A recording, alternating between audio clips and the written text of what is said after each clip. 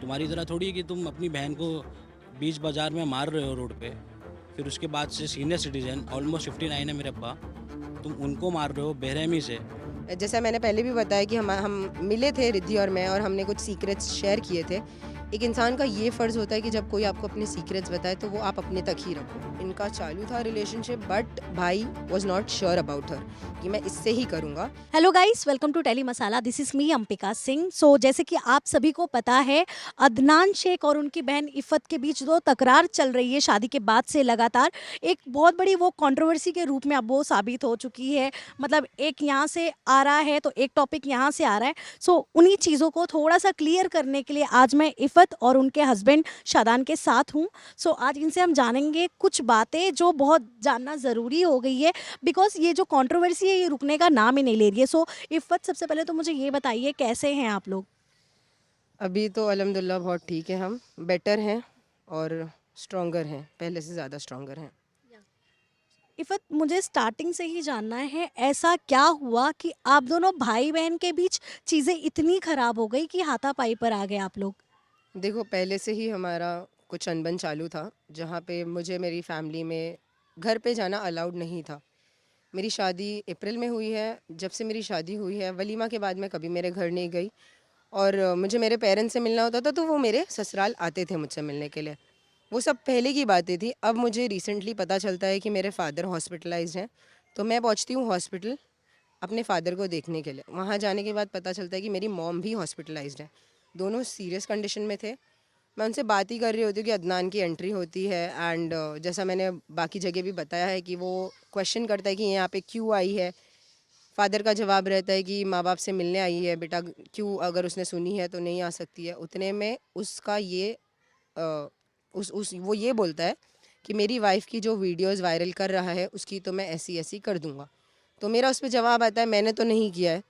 तो उसने वो गाली देता है, 3-4 गाली, बहुत गंदी गाली देता है वो। तो उस पर मेरा रिप्लाई ये रहता है कि जिसके लिए तू गाली दे रहा है वो होगी। इस पे वो इंस्टिगेट हो जाता है, एग्रेसिव हो जाता है, और फ़ौरन आके मुझे 2-3 लाफे लगा देता है। इसमें मेरे फादर इन लॉ आके रोकने की, बीच बचाव करने की कोशिश करते हैं, उनको लात मारता है, वो गिर जाते हैं। Medical staff, hospital staff, doctor और भी कई लोग विटनेस होते हैं ये सारी चीज़ों का। अदनान को मेरे फादर, जिनका ऑपरेशन हो रहा है, वो उठ के पकड़ लेते हैं, और भी लोग उसको ग्रैब करते हैं। हमें कहा जाता है कि निकलो आप लोग हॉस्पिटल से जल्दी। मैं मेरे ससुर के साथ में सेकंड फ्लोर से भागते हुए नीचे ग्राउंड फ्लोर पे आती हूँ। गेट के बाहर मैं ऑटो ही कर रही होती हूँ कि पीछे से मुझे बहुत ज़ोर से फाइट पड़ता है, and that was non stop. अगर कैमरा फुटेजेस निकलेंगे तो सारी चीज़ें क्लियर हो जाएंगी। उसके मारने पे मैं गिर जाती हूँ, मेरा हिजाब खुल जाता है, बुर्का फट जाता है। मेरे थोड़े से ही आगे मेरे फादर इन लॉ रहते हैं। जब मैं गिर जाती हूँ तो मुझे छोड़ के वो मेरे फादर इन लॉ की तरफ जाता है और उनको मारने लगता है। उनको बहुत ब्रूटली मारता है, इतने ब्रूटली कि वो गिर जाते हैं, उनका चश्मा टूट जाता है, थोड़े अनकॉन्शियस हो गए थे वो। फिर लोग जमा होते हैं, तमाशा देखते हैं, एंड वहाँ से मैं पहुँचती हूँ बांगुर नगर पुलिस स्टेशन। पुलिस स्टेशन पहुँचते ही वहाँ पे मेरा कोई स्टेटमेंट वगैरह नहीं लिया जाता है, बिकॉज जो ड्यूटी ऑफिसर थे उन्होंने बोला पहले इनकी हेल्थ ज़्यादा ज़रूरी है, आप इनको पहले हॉस्पिटल लेके जाओ, बिकॉज उनका हाथ लिटरली ऐसा गिर रहा होता है। मैं उनको हॉस्पिटल लेके जाती हूँ। वहाँ जाने के बाद में उनका ईसीजी, बीपी सब चेक किया जाता है। मैं मेरे हस्बैंड को इन्फॉर्म करती हूँ, मेरे हस्बैंड ऑन द वे होते हैं। फिर मैं मेरे हस्बैंड के साथ जाती हूँ वापस जहाँ पे इंसिडेंट हुआ है। वहाँ पहुँचती हूँ तो पुलिस की वैन वहाँ मौजूद रहती है, बिकॉज मैंने ही कॉल करके इन्फॉर्म किया रहता है 100 नंबर पे। वहाँ पहुँचने के बाद में मैं पुलिस वाले को बता ही रही होती हूँ कि ऐसा ऐसा इंसिडेंट हुआ है, अदनान ने किया है। तो पुलिस वाला बोलता है अदनान है किधर। उतने में एंट्री होती है आमिर सिद्दीकी की। आमिर की एंट्री होते ही मैं पुलिस वाले को बताती हूँ सर ये अदनान का दोस्त है, इससे पूछो कहाँ है अदनान, इसको पता होगा। आमिर का ये रिप्लाई आता है सर मैं इसको तो जानता भी नहीं हूँ। जब उसने ये चीज़ बोली तो मैं उसको याद दिलाती हूँ कि आमिर मैं वो हूँ जिसके वीडियो के नीचे एक्चुअली मेरा एक इंटरव्यू हुआ था, उसके नीचे आमिर का एक बहुत बड़ा सा स्टेटमेंट आता है। पहली बात तो ये अंबिका जी, जब आपको पता नहीं हो दोनों तरफ की बातें या हकीकत, तो पहली बात आपका ये फ़र्ज़ बनता है कि आप उस पर कुछ कमेंट नहीं पास करो। आमिर ने ये ना सोचते हुए मेरे उस वीडियो को झूठा, फेक, डिफेम, स्टूपिड, ये सारी चीज़ें उसने लिखी थी, जिसका जवाब भी मैंने उनको दिया था, जिसकी वजह से उन्होंने मुझे इंस्टा पे ब्लॉक कर दिया था। एंड तो मैं उनको रिकॉल कराती हूँ मैं वो हूँ जिसके वीडियो के नीचे तुमने ये कमेंट किया था। तो वो बोलता है सर ये लड़की कैसी है ना मैं जानता हूँ। जब उसका ये स्टेटमेंट आता है तो जाहिर सी बात है कोई भी लड़की बहुत गुस्सा होएगी। सेम मुझे भी बहुत गुस्सा आया, और मैंने बोला कि ये दलाली करने आया है अदनान की। और मैंने ये चीज़ रिकॉर्ड करी है, मैंने मेरे इंस्टा पे भी पोस्ट किया है ये चीज़। देखो मैं जो भी करूँगी मैं अपफ्रंट आके करूँगी, ना कि अपने पेड फैंस या सो कॉल्ड फ़ैन पेजेस से ये सारी चीज़ें करवाऊँगी। तो ये चीज़ मैंने डाली इंस्टाग्राम पे, फिर वहाँ से मैं निकलती हूँ पुलिस स्टेशन के लिए। पुलिस स्टेशन पहुँचते 12 साढ़े 12 बज जाते हैं, रात के 2:30 बजे तक हम वहाँ पे रहते हैं। हमारा स्टेटमेंट लिया जाता है, आमिर भी आता है। हालाँकि आमिर का ये सारी चीज़ में कुछ इन्वॉल्वमेंट नहीं रहा है, खाली वो जो छोटा सा एक इंसिडेंट मैंने बताया वो हुआ। वो पहुँच के वो जो ड्यूटी ऑफिसर रहता है उनसे अकेले में भी कुछ बात करता है। अब अल्लाह बेहतर जाने की क्या बात किया उसने। मेरा स्टेटमेंट लेने के बाद एफआईआर नहीं होती है, बिकॉज़ फ्रैक्चर रिपोर्ट या जो एक्सरे होता है वो तब तक नहीं आया हुआ रहता है। वो बिना उसके आए एक एनसी ली जाती है। रात के 3 बजे मैं वहाँ से निकलती हूँ, घर आती हूँ। घर आने रास्ते में ही मेरे फादर इन लॉ को काफ़ी ज़्यादा पेन हो रहा था, तो उस वजह से मैं उनको साइन हॉस्पिटल लेके जाती हूँ। साइन हॉस्पिटल में मैं मेडिकल कराती हूँ अपना और अपने फादर इन लॉ का। ये सब करते करते सुबह के 6 बज जाते हैं। हम 6 बज के कुछ 15 मिनट पे घर वापस आते हैं। रात का खाना हम सुबह खाते हैं। एंड नेक्स्ट डे मैं एक सोशल वर्कर को अप्रोच करती हूँ, उनकी हेल्प के वजह से मैं नेक्स्ट डे जाके, बिकॉज अब तो मेरे पास फ्रैक्चर रिपोर्ट सारी चीज़ें आई चुकी होती है, मैं एक एफआईआर करवाती हूँ अदनान के खिलाफ। इफ़त, मुझे ये भी जानना, ये तो खैर हुई एफआईआर हो गई है, बट अगर मैं जानना चाहूँ आपकी और अदनान की लास्ट एक जो भाई बहन जैसे बात करते हैं ना, जो कॉन्वर्सेशन होता है एक भाई बहन के बीच में, वो वाला कब था? लास्ट कब आप दोनों की अच्छे से बात हुई है? लास्ट अगर मैं मुझे अच्छे से अगर रिकॉल हो, बिकॉज इतनी चीज़ें हुई है, तो मैं एडमिट हुई थी सेम हॉस्पिटल में जहाँ मेरे पेरेंट्स एडमिट हुए कुछ मेडिकल कंडीशंस के वजह से। वहाँ पे मेरी और मेरे भाई के क्या मतलब जो बॉन्ड था वो काफ़ी अच्छा था। इनफैक्ट रिद्धि भी आई हुई थी, भाई मेरा बाल बांध रहे थे और रिद्धि ने वो वीडियो भी बनाई थी, वो वीडियो भी है मेरे पास। उसके बाद थोड़े महीनों बाद ही, और घर में हमारी तो थी जैसा बॉन्ड होता है उनका, डाइट फूड बनाना और भी चीज़ें जो भी था वो सब, बट ये खराब मेन कुछ ना कुछ रिद्धि के वजह से ही हुआ है। उसने जो, जैसा मैंने पहले भी बताया कि हम मिले थे रिद्धि और मैं, और हमने कुछ सीक्रेट्स शेयर किए थे। एक इंसान का ये फ़र्ज़ होता है कि जब कोई आपको अपने सीक्रेट्स बताए तो वो आप अपने तक ही रखो। उसने ये चीज़ ना करते हुए अदनान को सारी चीज़ें बताई। इनफैक्ट अदनान अवेयर था सारी चीज़ों से, बट उसके ये बताने के बाद में अदनान काफ़ी अग्रेसिव हो गया। ये अदनान चाहता तो मुझसे अकेले में भी क्लियर कर सकता था। ये ना करते हुए अदनान ने मेरी पूरी फैमिली, इनफैक्ट ख़ानदान वालों के सामने अदनान ने वो सारी बातें रखी इन अ नेगेटिव वे। तो फिर मैं क्यों चुप बैठूं? मैंने भी रिद्धि का जो भी पास्ट उसने मुझे बताया था, मैंने वो सारी बातें भी रखी। तब से हमारा बहुत ज़्यादा झगड़ा हुआ था। एंड वो घर से मुझे निकाल रहे थे कि इसको निकालो घर से, मैं नहीं रखूँगा। मेरे जो रिश्तेदार वगैरह आए हुए थे उन्होंने ये अदनान को समझा, अदनान उसकी एंगेजमेंट हो गई है, कुछ महीनों में उसकी शादी है, बेटा तुम अलग हो जाओ। वो उसको हम नहीं, कहाँ जाएगी वो। तो वो समय अदनान अलग हो चुके थे। अदनान ने गोरेगांव महाड़ा में एक फ़्लैट लिया था जहाँ पे वो, उनकी रिद्धि जाधव, उनके 2 डॉग्स और एक काम करने वाला रह रहे थे। तो ये तब की जनवरी में ये इंसिडेंट हुआ था। अप्रैल में मेरी शादी हुई, तब तक वो वहीं थे, अलग ही थे। एंड अप्रैल में मेरी शादी के बाद कुछ हफ्तों बाद वो आके वापस से घर में रिद्धि के साथ रहने लगे। तो ये चीज़ें हुई है। क्या अदनान आपकी शादी से खुश नहीं थे या आपके इन लॉज से खुश नहीं थे? एंड स्पेशली क्या उन्हें आपके हस्बैंड नहीं पसंद थे, वो नहीं चाहते थे कि उनकी शादी आपसे हो? क्या उनकी मर्जी के खिलाफ शादी हुई, इसके वजह से उनका इतना गुस्सा आपके ऊपर मतलब आपके ऊपर उभर कर आ रहा है? जहाँ तक ये बातें हैं, ये सारी बातों को मैं झूठा बोलूँगी, बिकॉज़ सबसे पहले जब शादान ने मुझे प्रपोज़ किया था, तो शादान का ये था कि अगर हमारी फैमिली एग्री होगी ये चीज़ के लिए तो ही हम शादी करेंगे, नहीं तो नहीं। एक समझदारी के हिसाब से उन्होंने ये रखा था। मैंने ये बातें अदनान को शेयर की थी। Adnan was the first person to know about my proposal. And Adnan ने मुझे ये बोला था कि मैं शादान से मिलूँगा, मुझे अगर लड़का ठीक लगा तो मैं घर पे बात करूँगा। और वो खुश हुआ था काफ़ी, क्योंकि वो चाह ही रहा था कि उसके पहले मेरी शादी हो जाए। जैसा एक बड़ा भाई का जो फ़र्ज़ बनता है वो पूरा करके वो सोच रहा था कि मैं करूँगा अपनी शादी। इनफैक्ट अदनान मिला भी है शादान से अंधेरी कंट्री क्लब के बाहर। वहाँ पे इनकी काफ़ी बातें हुई थी, हंसी मजाक हुए थे। Adnan was the one to tell my parents about Shadan. And हमारी एंगेजमेंट कहीं ना कहीं अदनान की वजह से ही हुई थी। हालांकि एंगेजमेंट होने के बाद अदनान नाखुश थे, क्योंकि उनकी जो वाइफ थी उनके साथ मेरे पेरेंट्स रेडी नहीं हो रहे थे। As it was a intercaste, तो कोई भी पेरेंट्स नहीं रेडी होते हैं, और मेरा ऐसा कुछ था नहीं। सेम गांव, सेम घर, अच्छी फैमिली, तो इस वजह से रेडी हो गए थे। तो एंगेजमेंट होने के बाद से अदनान का नेचर और बिहेवियर टोटली अगेंस्ट हो गया था। बट ऐसा कुछ भी नहीं है कि अदनान को शादान पसंद नहीं थे। अदनान अगर पसंद नहीं होते तो अदनान मेरे पेरेंट्स से बात नहीं करता हमारी एंगेजमेंट के लिए। तो ये सारी चीज़ें हैं। शदान, मुझे आप बताइए आपका कैसा रिश्ता है अदनान के साथ।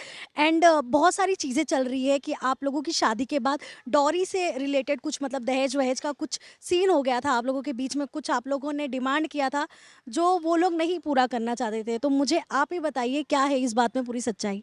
नहीं, ऐसा कुछ भी नहीं है कि हम लोग ने कुछ ऐसा कुछ डिमांड किया वगैरह। ये सब फेक एलिगेशंस लगा रहे हैं हमारे पे, क्योंकि उनके पास कुछ है नहीं अभी फ़िलहाल।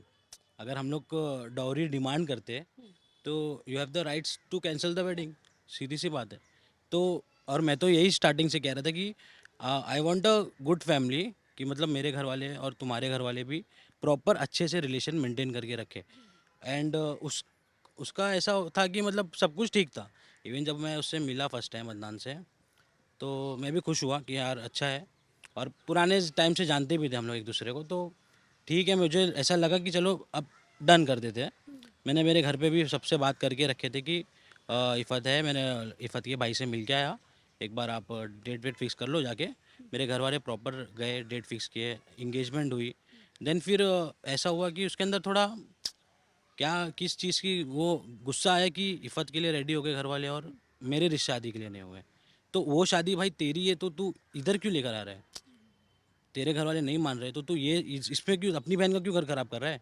अभी भी वही कर रहा है वो, डिवोर्स वगैरह पुराने पास्ट को लेके लेके आ रहा है। क्या मतलब क्या है इसका? कि मतलब ये शादी भी तुम चाहते हो कि प्रॉपर चले ना, तो वो तो मेरे ऊपर डिपेंड है ना, और मेरे घर वालों पर डिपेंड है। हम लोगों को कोई प्रॉब्लम नहीं है। अगर कल को इसका कोई पास्ट आ भी जाएगा तो हम लोग को तो इसका हाथ तो पकड़ के रखे ना। तुम्हारी तरह थोड़ी है कि तुम अपनी बहन को बीच बाजार में मार रहे हो रोड पे, फिर उसके बाद से सीनियर सिटीजन ऑलमोस्ट 59 है मेरे अब्बा, तुम उनको मार रहे हो बेरहमी से। हाथ टूट गया उनका, मतलब फ्रैक्चर हो गया। मतलब मैं तो कभी ना उठाऊँ किसी पे, मैं अब्यूज़ ही ना करूँ। पहली बात तो ये कि अगर मेरे से कोई बड़ा इंसान है, मुझे अगर 4 बात बोलेगा तो मैं सुन के लूँगा। तो ये चीज़ मेंटेन रखना चाहिए ऐसे इन्फ्लुएंसर लोग को, जो अपने आप को कहते हैं कि मैं बहुत बड़ा स्टार हूँ, सेलेब हूँ। ठीक हो भाई तुम हो, बट एटलीस्ट सोसाइटी में डिसिप्लिन तो मेंटेन करो आप लोग। बस यही है सर मैम, कि मतलब इन लोगों को थोड़ा समझाना चाहिए। एंड मेरी वाइफ स्ट्रांग है, जस्टिस हमें ज़रूर मिलेगा, और मैं उसके बैकबोन की तरह खड़ा हूँ। इफ़त, अब आपके मम्मी डैडी का क्या रिएक्शन है अब जो इतनी चीज़ें हो रही है। आई एम श्योर कि उन्हें भी सारा पता होगा कि एफआईआर वगैरह तक बात चले गई है। सो मम्मी डैडी क्या बोल रहे हैं आपके। वो लास्ट इंसिडेंट जब हुआ था मैं तब मिली हूँ मेरे पेरेंट्स से। उसके नेक्स्ट डे जब इन्वेस्टिगेशन करने गए हैं मैं तब मिली हूँ। इसके अलावा मेरी ना उनसे कोई बात हो पाई है, ना ही मैं उनसे मिल पाई हूँ। हालांकि मुझे ये अंदर से सता रहा है कि उनकी तबीयत कैसी होगी, क्या होगी। बट क्या कर सकती हूँ मैं? सिर्फ उनके लिए दुआ ही कर सकती हूँ कि उनकी सेहत जल्दी ठीक हो जाए और अल्लाह उनकी उम्र में बरकत दे। बाकी वो इंसिडेंट वो 2 टाइम के बाद मैं उनसे नहीं मिली हूँ। मम्मी डैडी से कॉल पर भी कोई बात नहीं हुई है आपकी, या उनके पास नंबर नहीं है आपका, या आपके पास उनका नंबर नहीं है। ऐसा कुछ भी नहीं है, हम दोनों के पास एक दूसरे का नंबर है। इनफैक्ट निकाह वाले दिन मम्मी ने मुझे वीडियो कॉल भी किया था, जिसका मैंने रिकॉर्डिंग इंस्टा पे भी पोस्ट किया है। मेरी मॉम के और मेरे फादर के फ़ोन से मुझे ब्लॉक कर दिया गया है कि मुझसे कोई कांटेक्ट ना हो पाए। देखो, अगर आपको रिश्ता नहीं रखना है तो आप मत रखो, लेकिन जो मेरे माँ बाप का बॉन्ड है मेरे साथ में, वो कोई भी थर्ड पर्सन मरते दम तक नहीं ख़त्म कर सकता है। और ये सच बात है, ये फैक्ट है। एक लड़की आप भी हो, आपको भी पता होगा कि एक लड़की का अपने पेरेंट्स के साथ क्या रिश्ता होता है। तो वो वजह से मैं नहीं मतलब मैं मेरे दिल में अभी भी मेरे पेरेंट्स के लिए उतनी ही इज्जत, उतना ही प्यार है। हालांकि कोई कितनी भी कोशिश कर ले, ब्लॉक कर दे या कुछ भी कर ले, वो रिश्ता हमारा तो कभी ख़त्म नहीं होने वाला है। तो ये चीज़ें हैं।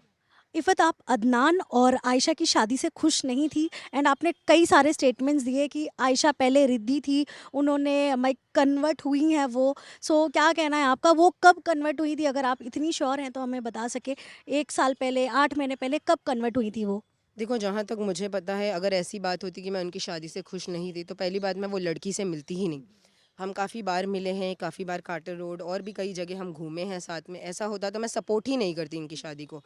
दूसरी बात कि आपने जो बोला कि इनकी शादी वो कब कन्वर्ट हुई है, कब रिवर्ट हुई है। अम, जहाँ तक मुझे याद है, भाई जब उम्रा से वापस आए थे तो इनका चालू था रिलेशनशिप, बट भाई was not sure about her कि मैं इससे ही करूँगा। बिकॉज़ वो भाई के काम में काफ़ी अड़ंगे लगाती थी। भाई जब कोई फीमेल इन्फ्लुएंसर के साथ वीडियो वगैरह बनाते थे तो उनसे काफ़ी ज़्यादा लड़ती थी कि मेरे को नहीं चलेगा नहीं चलेगा, और इनमें काफ़ी अनबन हुई थी।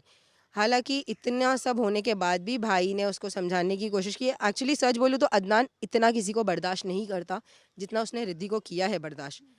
और क्यों किया है वो ही बेहतर बता पाएंगे। रिद्धि, जहाँ तक मुझे पता है, रिद्धि ने निकाह करने से पहले ही कन्वर्ट हुआ, ये कहते हुए कि मुझे पहले से ही बहुत इस्लाम में दिलचस्पी थी, I was interested in to दीन एंड ऑल। तो वो पहले कन्वर्ट हुई है, बाद में शादी हुई है। ऐसा नहीं है कि उनको ज़बरदस्ती रिवर्ट करवाया गया हो या कन्वर्ट करवाया गया हो, जहाँ तक मुझे पता है। अब ज़बरदस्ती है या नहीं, उसने मुझे तो बोला था नहीं है ये ज़बरदस्ती, मैं अपनी मर्ज़ी से करती हूँ। इनफैक्ट वो कुरान शरीफ भी पढ़ती थी, तो ये चीज़ उसने मुझे बोली थी। अब हालांकि बाद में लोग स्टेटमेंट बदल दे तो उस पे मैं तो कुछ नहीं बोल पाऊंगी। ये जो बातें मैंने बताई है ये सच है। आपके एक इंटरव्यू में और एक चीज़ मैंने देखी थी, आपने कहा है कि आपके भाई ने रिद्धि से शादी करके आयशा बनाकर एक नेक काम किया है। सो मतलब आपका क्या पॉइंट ऑफ व्यू है कि मतलब कोई लड़का किसी से प्यार करता है तो उसे कन्वर्ट कराना कोई नेक काम होता है? देखो, जहाँ तक ये टॉपिक आप ला रहे हो, अगर दो लोगों में आपसी रजामंदी हो, if the girl agrees to convert, तो I don't think so there is anything wrong. ज़बरदस्ती है तो ये गलत है, मैं गलत का साथ कभी नहीं दूंगी। बट वो अपनी खुशी से हुई है, तो अगर उसकी खुशी उसमें है तो ये अच्छा ही काम हुआ ना। तो ये मेरा कमेंट था। सो आपने ये भी कहा था कि उन्होंने नेक काम किया है, तो मतलब वो नेक काम क्यों है, अगर आप बताना चाहें आपके नज़र में वो नेक क्यों है? बिकॉज रिद्धि खुश थी ये चीज़ से। रिद्धि रिद्धि का ये स्टेटमेंट था कि मुझे इस्लाम में आना ही था, मेरी दिलचस्पी थी। अब अगर उनके दिलचस्पी के हिसाब से चीज़ हो जाएगी तो मेरे नज़र में तो वो नेक काम ही हुआ ना। तो ये वजह से मैंने ये स्टेटमेंट दिया था। आपका और रिद्धि का जो भी हुआ, आपने चीज़ें शेयर की, उसके बाद चीज़ें खराब हुई आप दोनों के बीच में। सो आपकी लाइफ में वो दिन कब आया कि जिस दिन आप समझ गए कि हाँ, अब मेरा मेरे भाई के साथ नहीं जमने वाला है, अब चीज़ें आगे खराब ही होने वाली है? कब आपको ये चीज़ समझ में आई? सेम ये जनवरी की ही बात है, जब जब हमारे झगड़े हुए थे ये चीज़ों को लेकर। उसी दिन जब अदनान ने मेरे पे हाथ छोड़ा था in front of my family members, रिश्तेदार भी मौजूद थे वहाँ पर। उसी दिन मैं समझ गई थी कि भाई के दिल में मेरे लिए इतनी नफ़रत डाली गई है, एंड मैंने कट ऑफ कर लिया। हालांकि ये इंसिडेंट होने के बाद भाई जब गोरेगांव वाले घर में रहते थे, वो आते थे पेरेंट्स से मिलने के लिए। ये सारे लोग एक रूम में जाते थे, मुझे आइसोलेट कर दिया जाता था, वो मिलके हंसी मजाक करके निकलता था। मेरे कज़न्स के बोलने पे मैंने अदनान से कोशिश करी, अप फ्रंट जाके 3 बार जब वो घर से निकल रहे थे मैंने उनका हाथ पकड़ा। मैंने बोला भाई थोड़ा टाइम बचा है, मेरा मतलब था मेरी शादी को कुछ टाइम बचा है, फिर तो मैं अलग ही हो रही हूँ, प्लीज़ बात कर लेना, इतना क्या हो गया है। बोला नहीं गलत हो गया है। मैं बोली तू वो रिद्धि के चक्कर में ये सब कर रहा है, और मैंने दरवाज़ा बंद कर दिया। कॉरिडोर पे लॉबी पे खड़े होकर उसने इतनी गंदी गंदी गाली दी है, जो हमारे नेबर्स थे सब इस चीज़ के गवाह हैं। हालांकि अब वो वहाँ से शिफ्ट कर दिए हैं। ये सारी चीज़ हुई थी। मतलब जो लोग बोल रहे हैं कि घर की बात, भाई मैंने घर में कोशिश की, पूरी कोशिश की, घर वालों ने कोशिश की, इनफैक्ट उसके सो कॉल्ड दोस्तों ने कोशिश की। सब होने के बाद जब रोड पे आप चीज़ें करोगे, आप सोशल इन्फ्लुएंसर अपने आप को बताते हो, तो सोशल इन्फ्लुएंसर का ये जो दूसरा चेहरा है, जो दूसरा पहलू है, वो मैं अपफ्रंटली आके खोलूँगी। इवन मैं शादी से कुछ टाइम पहले मैंने इफ़त को ये भी बोला, इफ़त ये सब अच्छी चीज़ नहीं है, चलो ठीक है वो बड़ा भाई है, सामने से अपोलोजाइज़ करो, गुस्सा आप साइड में रखो, शादी है। मेरे को भी ख़राब लगा कि मतलब लोग मुझसे सवाल कर रहे थे कि शादी में तेरे दोनों साले लोग नहीं आए। मैं बोला भाई उनकी मर्ज़ी। मैंने पहले ये उससे छुपाया कि दुबई चले गए उन लोग। तो इफ़त ने भी यही चीज़ बोला कि भाई लोग के पास टाइम नहीं था इसलिए दुबई चले गए। बट लोगों को तो पता चल ही जाता है सच और झूठ कितना टाइम तक टिकता है। और इफ़त वैसे तो मतलब स्ट्रांग है। मैंने 10 बार बोला इफ़त को, इफ़त सामने से माफ़ी मांगना। बट जब लास्ट टाइम इफ़त को उसने अब्यूज़ किया, ये जो अभी बताया ना जो इंसिडेंट जो कॉरिडोर में गाली दिया, मैं बोला बस हो गया। वो उसके घमंड में टूटेगा इंशाल्लाह। अल्लाह ताला उसे खुद दिखाएंगे, वो दुनिया में ही दिखाएंगे उसे। जो एलिगेशन फेक एलिगेशन अगर वो कुछ लगाएगा भी ना, तो हम डटे हैं स्ट्रांगली। सो इफ़त मुझे एक चीज़ और बताइए आप, ये जो सोशल मीडिया पे एक चीज़ें चल रही है कि आपके ससुराल वाले आपसे कहते थे, मतलब वो उन्हें दहेज के लिए आपको उकसाया जाता था, इस बात में कितनी सच्चाई है? क्या सच में आपके घर वाले कुछ ससुराल वाले डिमांड करते थे कि हाँ, आप आपके फैमिली से, भाई से कहिए मुझे ये चीज़ें चाहिए, ये सब चीज़ें हुई है? ये चीज़ें कभी नहीं हुई है। मैं ये चीज़ के हमेशा से खिलाफ रही हूँ, अभी भी खिलाफ हूँ, आगे भी खिलाफ रहूँगी। शादी होती है, शादी हो रही है, आप बेटी बेच नहीं रहे हो कि बेटी के एक्सचेंज में आप कुछ मांगो। अगर मेरे ससुराल वाले ऐसे होते तो वो मेरी एजुकेशन, अभी मैं मास्टर्स परस्यू कर रही हूँ, वो नहीं करवाते। सेकेंडली मैं जॉब भी कर रही हूँ, वो भी नहीं अलाउ करते। मतलब मेरी खुशी जिस चीज़ में है वो पूरा सपोर्ट मेरे इन लॉज का रहा है। अगर वो लालची होते या ऐसे होते तो वो ये चीज़ मुझे नहीं अलाउ करते, बोलते पहले तू लेके आ फिर हम तुझे अलाउ करेंगे। तो ऐसा कुछ भी नहीं है। एंड एक और चीज़ मैं ऐड करना चाहूँगी, आज सुबह ही मैंने उनकी एक फ्रेंड का इंटरव्यू देखा है, रिद्धि जादव की फ्रेंड का, जिन्होंने सारी चीज़ें एक्सपोज करते हुए बताई हैं। इनफैक्ट मुझे काफ़ी सारे डीएम आए हैं, इनफैक्ट यूके तक से मुझे डीएम आए हैं, रिद्धि जादव के नाचते गाते हुए वीडियोज़ आए हैं। हालांकि अगर वो चीज़ें मैं डाल रही हूँ, मैं रीशेयर कर रही हूँ, मुझे टैग किया जाएगा तो भाई मैं रीशेयर करूँगी, बिंदास रीशेयर करूँगी, मेरा नहीं। अब उस जो आईडी जो लोगों ने बनाया उस पे ये भी कमेंट आ रही है मेरी फेक आईडी है। भाई मैं इतनी बुज़दिल और इतनी कमज़ोर नहीं हूँ कि मुझे कोई फेक आईडी का सहारा लेना पड़े। मैं इतनी स्ट्रॉन्ग पहले से रही हूँ। मेरी स्कूल कॉलेज फ्रेंड्स सब लोग ये चीज़ से वाकिफ़ है कि इफ़्फ़त क्या चीज़ है। जब तक मैं शांत थी, मैं बहुत शांत थी। अब मैं बोलना चालू की हूँ तो मुझे कोई रोक नहीं सकता। अब आप क्या चाहती हैं इफ़त? क्या ये पूरी ज़िंदगी ये ऐसे ही चलता रहेगा आप लोगों के बीच में जो भी तकरार है, या आप खुद से आप लोग चाहते हो कि हाँ मतलब चीज़ें ख़त्म हो जाए यहीं पर? आप क्या चाहती हो? मैं फ़िलहाल चीज़ें ख़त्म हो जाए ऐसा तो कुछ नहीं चाह रही हूँ। हाँ, मुझे जस्टिस मिले, गलत हुआ है मेरे साथ, मेरे फादर इन लॉ के साथ।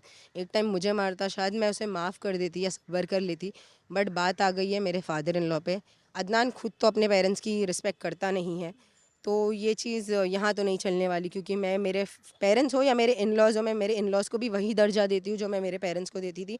तो ये इनजस्टिस जो हुआ है मेरे साथ में, मुझे इसके लिए जस्टिस चाहिए। वो कितना भी बड़ा सेलिब्रिटी हो, कितना भी छोटा सेलिब्रिटी हो, मुझे उससे मतलब नहीं है। जिसके साथ भी गलत होता है उसको इंसाफ मिलना चाहिए और मैं इंसाफ लेकर ही रहूँगी। आप क्या चाहते हैं कि जो भी हुआ आपके पापा के साथ, जो आपकी वाइफ़ के साथ, आप क्या चाहते हैं अदनान से अब? एक्चुअली मैं तो जो जज डिसाइड करेंगे वही चीज़ के लिए मैं जाना चाहता हूँ।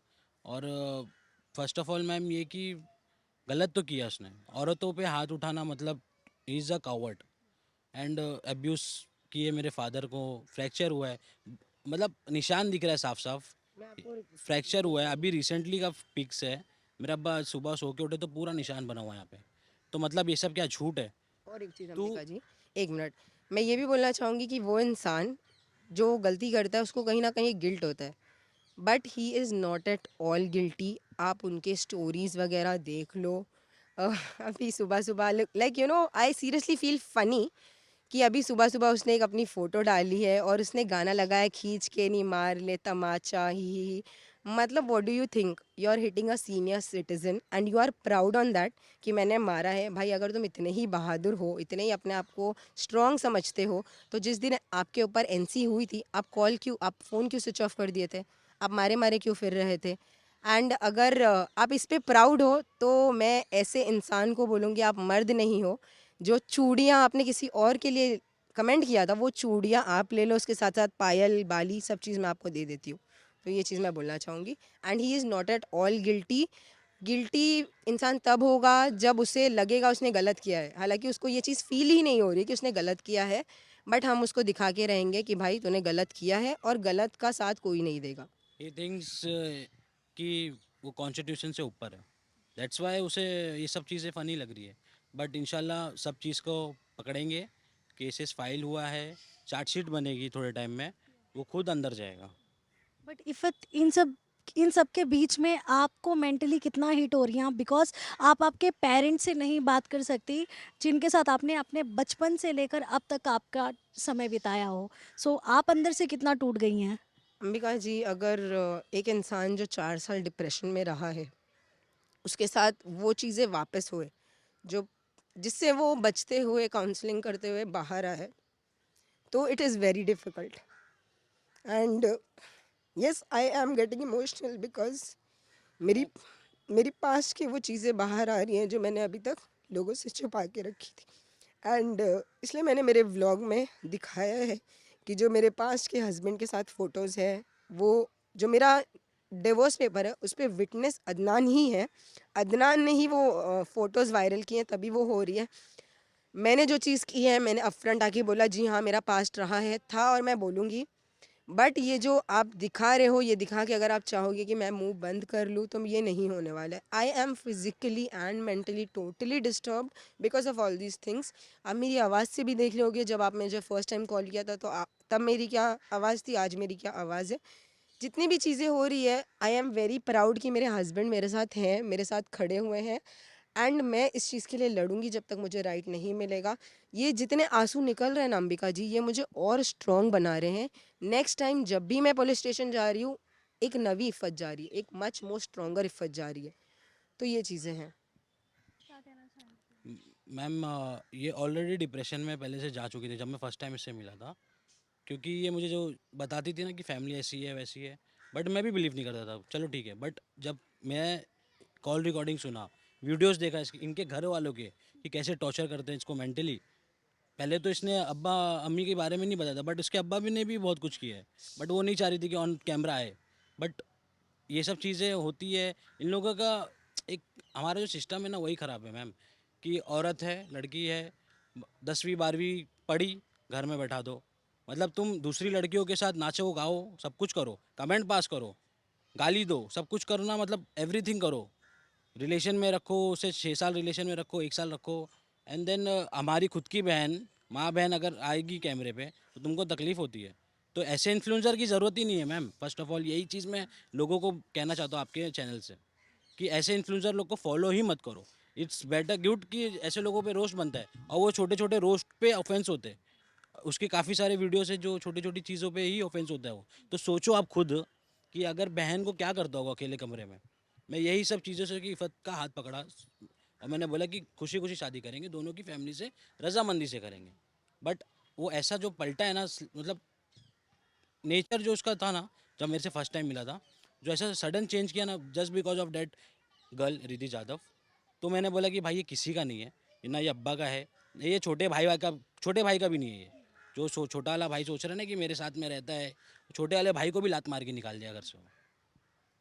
इफ़त, रिद्धि की फैमिली खुश थी या नहीं अदनान और उनके रिश्ते से?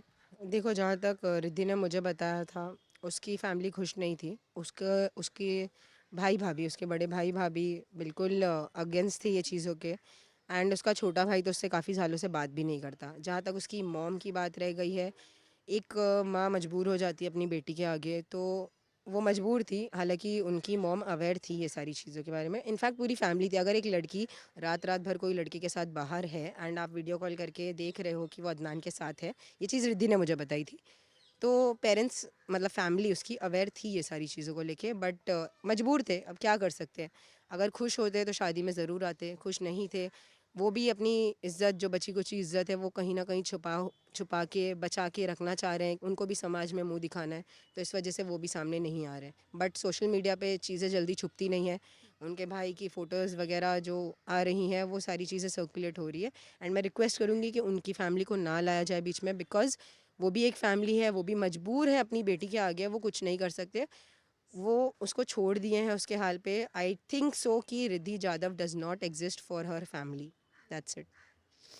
Thank you so much Iffat, आपने इतना टाइम निकाला है बीमार होने के बावजूद, एंड वी होप कि हम दोनों साइड दिखा सके जो भी है आप लोगों के बीच में, जो भी तकरार चल रही है। एंड हम यही प्रे करेंगे कि आप दोनों भाई बहन में चीज़ें सॉर्ट हो, जो भी चीज़ें चल रही है, क्योंकि ये चीज़ें अगर आप दोनों के ही मन में ग्रज रहेगा तो ये आगे ही बढ़ते जाएगा, ख़त्म नहीं होगा। सो हम इतना ही प्रे कर सकते हैं कि आप दोनों के बीच में सारा मामला ख़त्म हो, क्योंकि अब चीज़ें बहुत ज़्यादा आगे बढ़ गई है और ज़्यादा डीपली जाएंगे तो शायद और भी बहुत सारी चीज़ें हो सकती है। सो लास्टली क्या कहना चाहेंगे जो लोग आपके सपोर्ट में हैं, एंड आपकी, अगर आपके पेरेंट्स आपका ये इंटरव्यू देख सकें, उनके लिए क्या मैसेज देना चाहेंगे?